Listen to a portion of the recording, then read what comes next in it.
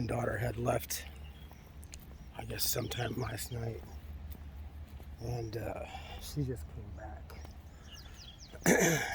There's a little bit more yelling, squabbling. That's Carla cleaning up. Yeah, the granddaughter broke. You need to do something about that right now.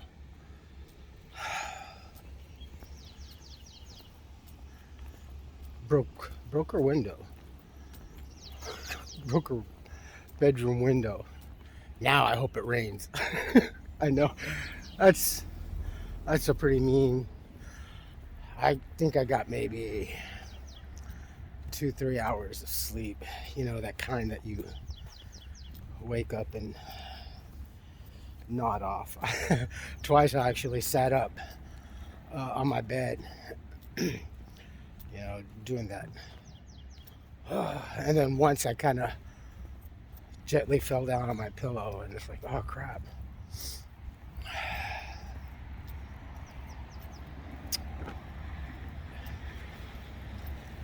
Yeah. Nice.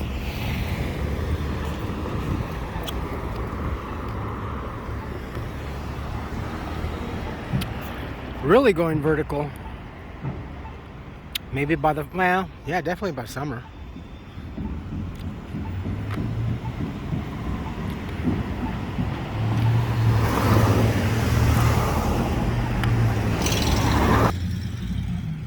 Forgive me if I kind of start to ramble a little bit. It wasn't really a good evening last night. Well, it was sometime after midnight, I think. But when I got home, there was a lot of tension. I tried to pay it no mind at that time, but then it was just, fuck, it was just,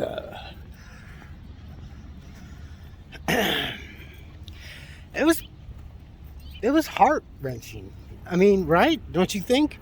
You can hear this young girl say, this is exactly why parents need each other. Divorce or not, they both need, and if they are no longer together, at least in communication, you know, with the parents at the very least, or, you know, definitely at the child's demand. I don't want to see, but maybe with a little coaxing. But all in all, she was pleading for her dad, you know.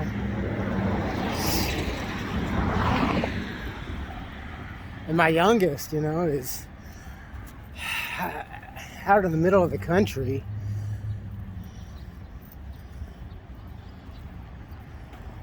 He's got the whole world begging for attention, crying out for dad, and he's on Carla's side. You know, I don't know what the fuck's going on. She been drinking.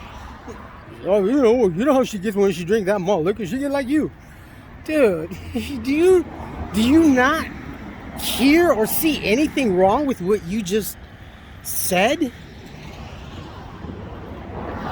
I mean, I am not the perfect father, and I've said this many times. I am not a practicing Catholic, though I believe and I try to do what I can to do. I stray, I fuck up. I know this. I admit this to myself and to everybody else and to you folks. I'm as honest with everything, you know, from my homelessness to my financial status to my relationship with my children, which in the first marriage is not there, but they know how to get a hold of me. There are a lot, with any uncertain doubt, other than a political view and religious views, I know they're fine. That's not that I don't worry, but I don't really have to worry that on my forefront. If they need me, then I'm here. You know, they're both of legal age that they can seek me out. They're right here, you know, it's Pasadena. With my youngest, you know, it's different. It's hard, you know. But at least I know. She knows. I send her pictures. try to send her gifts, you know, whatever, you know, birthday cards, greeting cards, you know, whatever, you know. I try not to make too much demands for my ex. I think the last time I got pictures from my daughter was maybe 12 months, sometime within the last 12 months, you know. I with her I do worry, but I know that she's in a safer part of the country. The scales are kind of tipping, but she knows, you know, I mean, she can't get a hold of me via this phone. She's got my spare phone number, the Obama SIM card.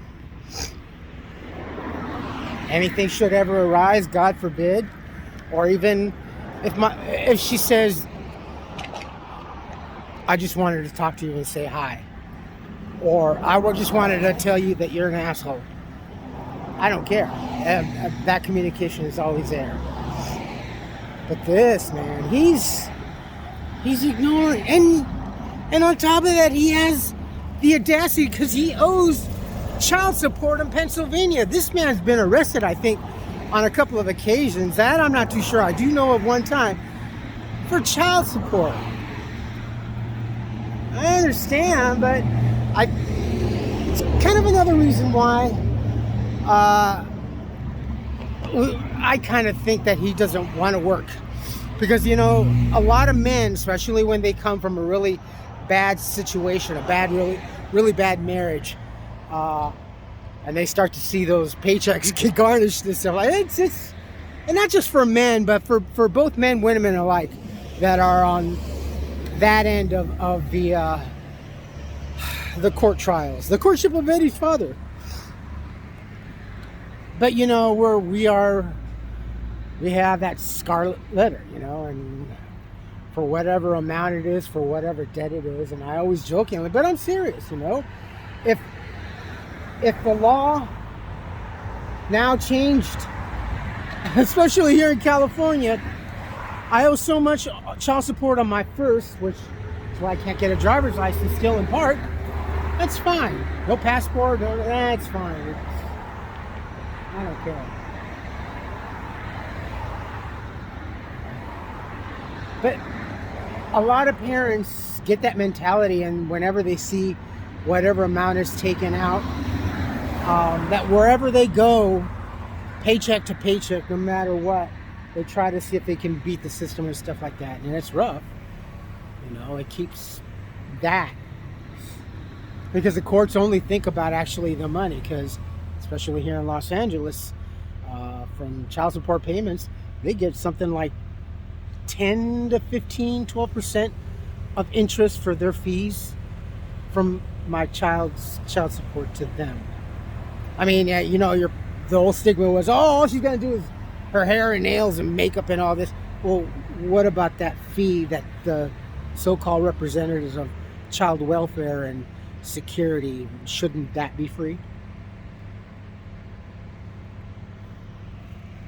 That's the kind of shit that really tears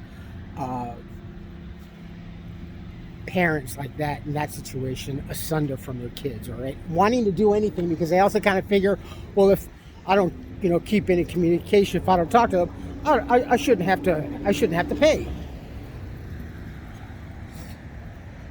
It's easy to get to that mentality and think about this.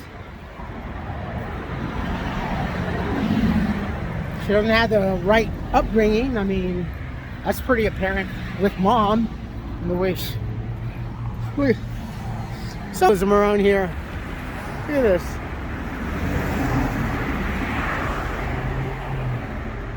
This used to be a Mexican restaurant. It shut her down maybe 5 years ago.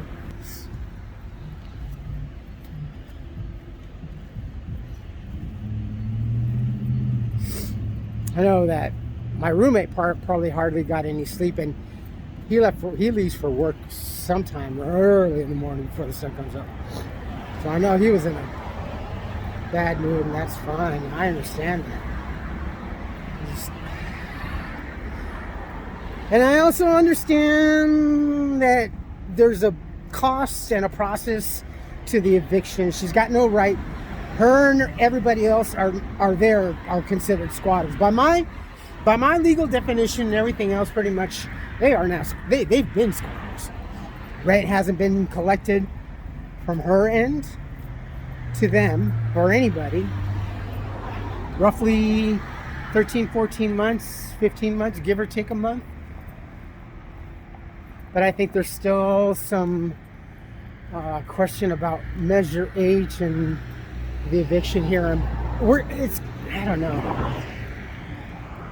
And I know it costs money to file and attorney fees, but also, is that amount going to be worth the investment of getting people out that are causing damage to your property, keeping you to probably get maybe more funding, better funding, some good representation, probably even maybe a grant for the housing, especially since said house is on church property, because they've been a lot of the churches here in Pasadena have the green light to file and allow housing. Makes sense, right? I mean, church attendance lately all across the country has been dropping and stuff like that, so it's kind of a win-win situation. She could apply for that, but not with these people. And as you saw earlier, Carla, her granddaughter broke, and that front window's broke. I know they've done a lot of shitty things in patching up the walls. During the first few months of the lockdown, they ripped out the medicine cabinet in the front bathroom and replaced it with a cheap $5 flat glass hanging mirror, and probably sold the medicine cabinet. You can sell that to a contractor for like 10, 15 bucks. It's medicine cabinets. I mean, you go to Home Depot, they're bloody expensive. More so now. So they do anything and everything. That's what scares me. They do anything and everything just to get a penny and to get their drugs and their alcohol. See, they were drinking.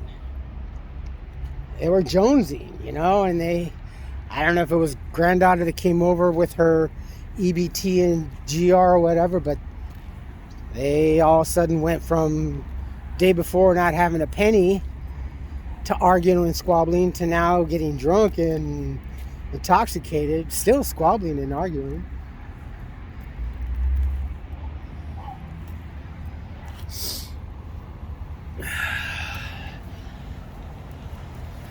Star Trek, the no-win scenario. I'm at Smart and Final. I had plans. I honestly wanted to go to Eaton Canyon just to get a little bit more movement. I'm too tired. I've lost any enthusiasm, if I had any, after early this morning.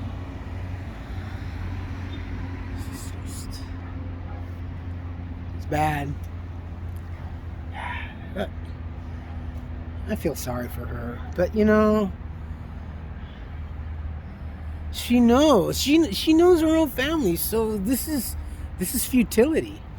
I mean, this is insane. How do you think things are going to change? You know how your grandmother is. You know how your father is susceptible there. And it's a good thing that Rick's not over here all the time, or else he would have fallen in the same thing as his older brother. Dysfunctional. I mean, come on over. The definition, that and the definition of insanity resides within the roof where I occupy. It's bloody incredible. All right, I'm here. I'm at Smart and Final. I'm gonna see. I'm just kind of check and see what the prices of the eggs are. I don't know. All right, I don't know. Let me see when I come back out. Nothing really spectacular. I mean, for a whole big box, the We got the industrial, the restaurant pack is 79 bucks. Okay. Here's one to really age you all from my bracket. Bracket.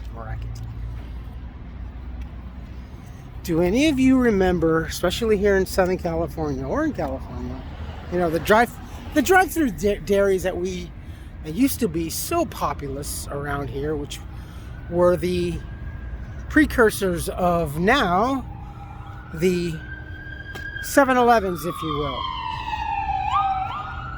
Over time, cigarettes, tobacco, alcohol, soft drinks, just things that you probably didn't want to go to the grocery store and didn't want to get out of your car, but you could also get at your local drive-through dairy. You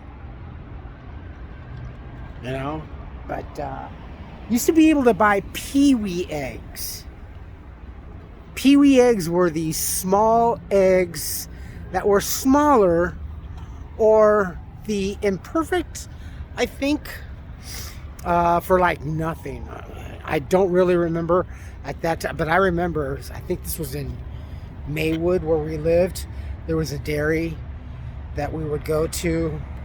My dad just liked to go there. That was kind of like the Americana thing to do, is, you know, the dairy, you know, any last minute things, and get something special for the kids for treat because they were good in church and stuff. You know, it's Pee-wee eggs. I was thinking about that a couple of months ago. I was like, oh yeah, stuff that is long gone.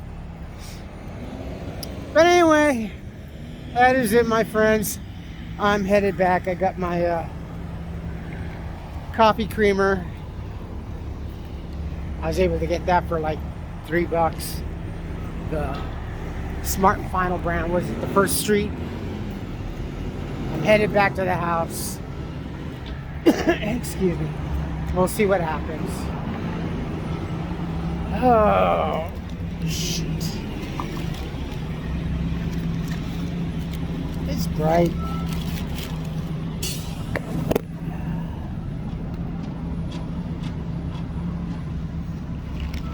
Hey, the intersection where I got hit.